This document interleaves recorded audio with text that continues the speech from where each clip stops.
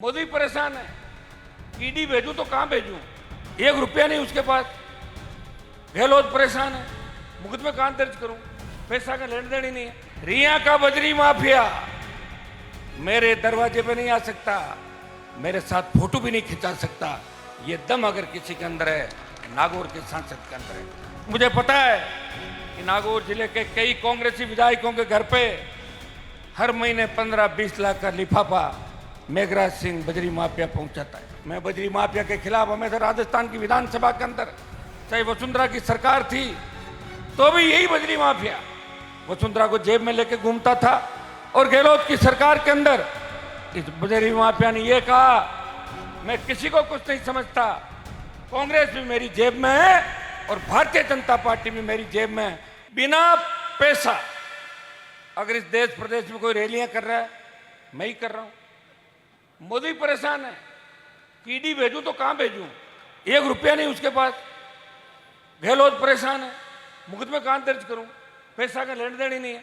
जरूरत नहीं मुझे, आप हजारों की तादाद के अंदर आए, अपने साधनों से आए सारे के सारे। ये डोम बोम का जो सारा खर्चा लगेगा मिल बांट के कर लेंगे, आपका सहयोग है। और आपके सहयोग से ही हनुमान बेनीवाल ने 20 साल की लड़ाई लड़ी। लेकिन मैंने इस लड़ाई के अंदर एक चीज का ध्यान रखा, रिया का बजरी माफिया मेरे दरवाजे पे नहीं आ सकता, मेरे साथ फोटो भी नहीं खिंचा सकता। ये दम अगर किसी के अंदर है, नागौर के सांसद के अंदर है। मुझे पता है कि नागौर जिले के कई कांग्रेसी विधायकों के घर पे हर महीने 15-20 लाख का लिफाफा मेघराज सिंह बजरी माफिया पहुंचाता है। ये नागौर का ही नहीं, जोधपुर, बाड़मेर के अंदर तो हमारे सरकार के एक मंत्री थे, बड़ी बड़ी बातें अब करने लगे। जब गहलोत ने धक्का मार के उनको बाहर निकाला सड़क पे, पहले तो गहलोत को पॉलिटिकल पापा कहता था, अब कहता है कि गहलोत ठीक नहीं है। उसके भाई ने ही बाड़मेर का ठेका ले लिया बजरी का पूरा।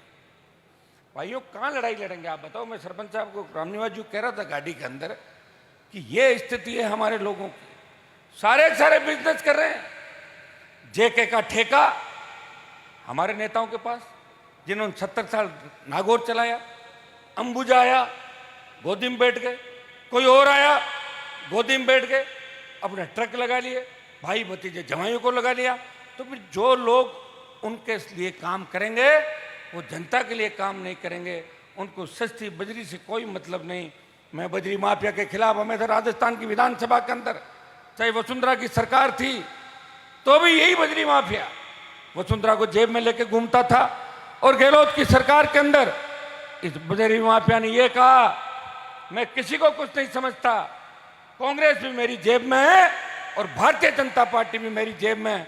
और ये 5 लाख टन से ज्यादा जो स्टॉक यहां किया है, मैं ये अधिकारियों को कहना चाहूंगा, आज बजरी माफिया के खिलाफ अगर कार्रवाई नहीं हुई तो स्टॉक इस तरह यहां पड़ा नहीं रहने देंगे। मैं ये भी प्रशासन को कहना चाहूंगा, जे समय रहते इस बात की तैयारी कर ले कि नागौर में कानून व्यवस्था नहीं बिगड़े, और नागौर में अगर बिगड़ गई तो पूरे राजस्थान के अंदर बिगड़ जाएगी। इस बात का भी ध्यान आपको रखना। यहां तो चारागाह है नागौर, तो कोई भी आता है चर के चला जाता है। कोई कलेक्टर आता है वो खूब मोटा माल लेके ऐसे जाता है, कोई एसपी आता है पूरी भूख यहां से निकाल के जाता है, और जाने के बाद कहता है कि नागौर से बढ़िया इलाका नहीं, क्योंकि बोलने वाला कोई है नहीं। एक व्यक्ति लड़ रहा है, लड़ते लड़ते हुए एक व्यक्ति पूरे राजस्थान में लड़ाई लड़ रहा है।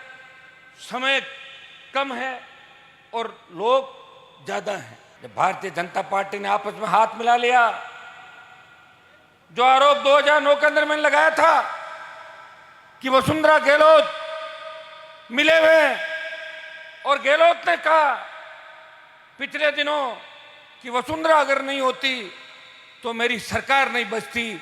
15 साल बाद ये आरोप सत्य साबित हुआ। अगर कोई व्यक्ति लड़ रहा है, और भाइयों पार्टी बना के लड़ने के अंदर बहुत जोर आता है,